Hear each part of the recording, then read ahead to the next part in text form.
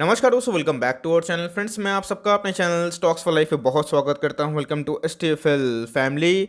DFL members, काफ़ी दिनों की तेजी के बाद आज सबका पोर्टफोलियो का रंग थोड़ा सा लाल हो गया होगा, लेकिन इसी बीच में दोस्तों एक स्टॉक जो हमारा टॉपिक है, इवन मैं बोलूंगा सुपर टॉपिक है for long term, because business काफ़ी शानदार है। उसमें तकरीबन हमें 6% की इंट्राडे तेजी देखने को मिली और दोस्तों जल्दी ही अपने 1 साल हाई के पास जाने की कोशिश कर सकता है। और ब्रेकआउट अगर होता है तो गाइस ये ब्रेकआउट बहुत ही स्ट्रांग होगा और किसी को घुसने का मौका नहीं मिलेगा। तो कौन सा वो स्टॉक है? और जी हाँ दोस्तों, आज ट्रेडिंग आवर्स के दौरान ही हमें एक मैनेजमेंट से न्यूज़ निकल के देखने को मिल रही है, तो उस न्यूज़ को भी कवर करूंगा, जानना आपका हक बनता है। और मैक्सिमम लोग दोस्तों जो जो हमें फॉलो करते हैं उनके पास शायद ये स्टॉक होगा, तो मैं किसके बारे में डिस्कस कर रहा हूँ, कौन सा वो स्टॉक है, कवर करता हूँ। चैनल फर्स्ट टाइम होंगे सब्सक्राइब कर सकते हैं इस तरह क्वालिटी कंटेंट को सबसे पहले एक्सेस करने के लिए। Now without dealing in for time, let's begin. इस क्लोजिंग के बारे में डिस्कस करें तो क्लोजिंग हमें तकरीबन 5% के डिप में ही देखने को मिल रही थी, लेकिन दोस्तों अगर आप देखें आज हमें 1115 के लगभग हाई देखने को मिल रहा था। तकरीबन दोस्तों आज हमें 6% के आसपास की तेजी स्टॉक में देखने को मिली। और दोस्तों स्टॉक का नाम क्या है? SBI cards and payment services limited. अगर आप देखें तो प्रीवियस कुछ समय में इस स्टॉक ने काफ़ी रैली की है। अगर आप देखें तो इनके आए थे आईपीओ 700 के भाव पे हमें देखने को मिले थे, उसके बाद प्राइस डिक्लाइन हुआ और उसके बाद दोस्तों जो ये तेज़ी पकड़ा है रुकने का नाम नहीं ले रहा है। और कंसिस्टेंट बेसिस पे अगर आप देखें तो निफ्टी के तेज़ी में दोस्तों इसने भी बहुत अच्छा परफॉर्म किया है। पिछले कुछ समय से आपको पता है कि एमएससीआई इंडेक्स में इनको अडानी के शेयर को जगह मिली थी। इसके पहले दोस्तों मुथूट फाइनेंस को जगह मिली थी और मुथूट फाइनेंस का जो भाव है आप देख सकते हैं। उसके बाद दोस्तों 1 महीने पहले ही एमएससीआई में इंडेक्स में जगह पाने वाला स्टॉक बन चुका था। बिजनेस मॉडल की बात की जाए तो काफ़ी हद तक दोस्तों बहुत अच्छे सिक्योर्ड और मैं बोलूँगा कि मजबूत और ग्रोथ देखने को मिलते हैं। कंपनी में दोस्तों आने वाले कल में बहुत ही ग्रोथ है, बिकॉज जिस बिजनेस में काम करती है, क्रेडिट कार्ड हो गए, तो इसमें दोस्तों बहुत मैं बोलूँगा ह्यूज पेंट्रेशन है और पोटेंशियल भी है कि आगे बढ़ने के लिए। इसी बीच में आज के दिन जो न्यूज़ हैं उस न्यूज़ को कवर कर लेता हूँ। इस बात की जाए, देवेंद्र कुमार जी है, उन्होंने क्या कर दिया है, रिज़ाइन कर दिया है डायरेक्टरशिप से। और दोस्तों ये एसबीआई कार्ड्स एंड पेमेंट्स के एक डायरेक्टर हमें देखने को मिलते हैं। तो इसी बीच में अगर आप देखें तो उनके डायरेक्टरशिप थे मिस्टर देवेंद्र कुमार जी, उन्होंने क्या कर दिया है, रिज़ाइन किया है। तो अब इसके पीछे ऑफकोर्स कोई कारण होगा, तो उन्होंने क्या स्टेटमेंट दिया है उसको पढ़ना ज़रूरी है। इस रेगुलेटरी बॉडी की बात की जाए तो इन्होंने इन्फॉर्म भी किया है एक्सचेंजेस को और बताया है कि इनमें रेजिग्नेशन देखने को मिल रहा है। और दोस्तों जैसे बताया कि मिस्टर देवेंद्र कुमार एक अच्छे पोस्ट में देखने को मिलते थे, तो इनका जो रेजिग्नेशन आया है वो क्यों आया है? तो responsibility in state bank of India. आपको पता है दोस्तों कि एसबीआई की बात की जाए तो ये पेरेंट कंपनी है एसबीआई लाइफ की और SBI cards and payment services की बात की जाए, कल अगर एसबीआई म्यूचुअल फंड आएगा तो उसकी पेरेंट कंपनी देखने को मिलती है। तो मेरे हिसाब से दोस्तों ये उनका जो डिसीजन है ये उनके पर्सनल चॉइस पर डिपेंड करता है। वो जो इनके पेरेंट कंपनी है उसके ग्रोथ पे लेके ज़्यादा चिंतित देखने को मिलते हैं। बात की जाए दोस्तों तो मार्केट ने इस न्यूज़ का ज़रूर सम्मान किया है और इसी की वजह से दोस्तों आज हमें काफ़ी तेज़ी देखने को मिली थी एसबीआई कार्ड्स एंड पेमेंट्स में। इस आज के दिन की तेज़ी भी थी और 40% से ऊपर हमें आज के दिन की जो डिलीवरीज है वो देखने को मिल रही है। अगर आप देखें 23 लाख शेयर्स ट्रेड हुए हैं, जिसके अगेंस्ट में 9,77,000 शेयर्स को डीमेट में ले जाया गया है, जिसकी अप्रॉक्स जो वैल्यूएशन हमें देखने को मिलती है, जो परसेंटेज में कितना हो चुका है दोस्तों 42% के आसपास।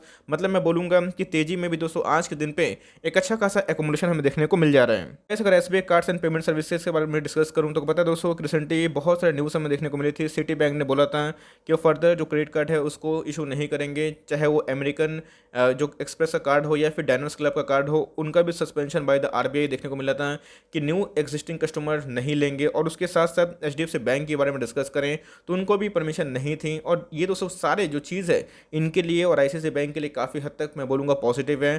फेब का डेटा था दोस्तों, मैंने बताया था कि अच्छा खासा पोटेंशियल देखने को मिल रहा है। अगर आप 1 साल पहले के प्राइस देखें दोस्तों तो 500 के आसपास थी, तो 1 सालों में ही इस कंपनी ने आपके पैसे को दोगुने किए हैं। अगर आप देखिए तो 1139 के आसपास देखने को मिल रहा है।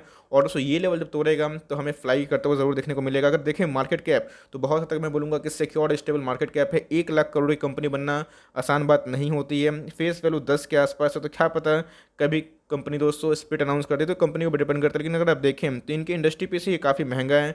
ये पहले ही महंगा था गाइस, 70-80 का पी पे था, लेकिन इनके अर्निंग्स पिछले कुछ क्वार्टर में कमी है, इनके एनपीएस बढ़े हैं। और बात की जाए जिस तरह सुस्ती है, मंदी देखने को मिली कोविड की वजह से, बिजनेस को डेंट हुए, तो प्राइस भागा उसके अगेंस्ट में अर्निंग्स नहीं बढ़ी, इसी की वजह से गाइस थोड़ा सा वैल्यूएशन हमें और ही महंगा देखने को मिल रहा है। ऐसा बताया है कि 2020 और 2021 कितना चैलेंजिंग ईयर था, चाहे वो बैंक एनबीएफसी को लेके हो या फिर किसी भी बिजनेस को लेके हो।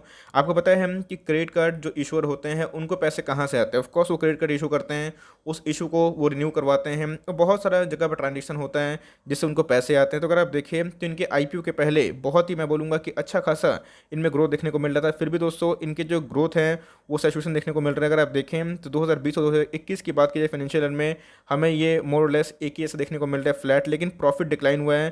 तो आपको बताया कि एनपीएस का इशू था और इसमें दोस्तों एक स्टेक सेल भी हुई थी, इनके पेरेंट कंपनी ने अपने स्टेक को थोड़ा काटा था।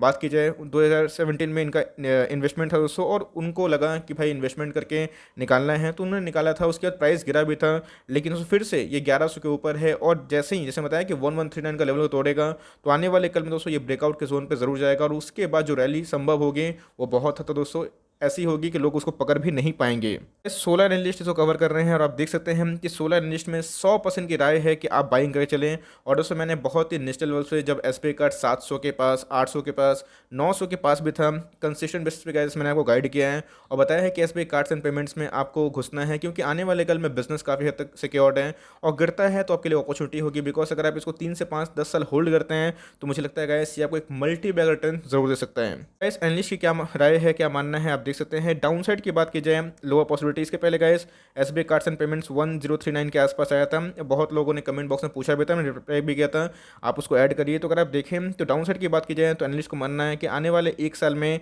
अगर निफ्टी में थोड़ा करेक्शन ड्यू है, अगर ड्यू रहा हुआ तो खराब केस में 946 के आसपास इनको मिलता है, गुड केस की बात की जाए तो 1300।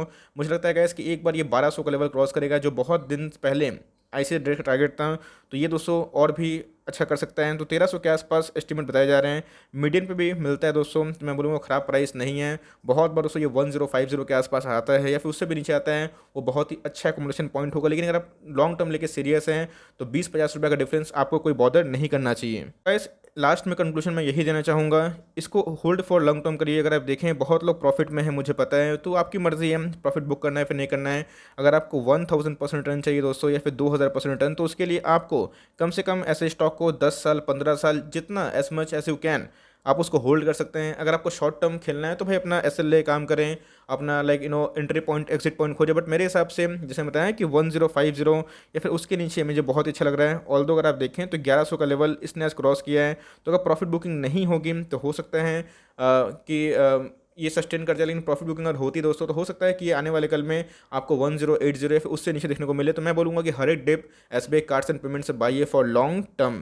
निफ्टी ऑल टाइम हाई पे है, आज थोड़ा सा निफ्टी ने अपना रंग दिखाया, थोड़ा सा लाल हो गया, तो इस बीच में घबराना नहीं है।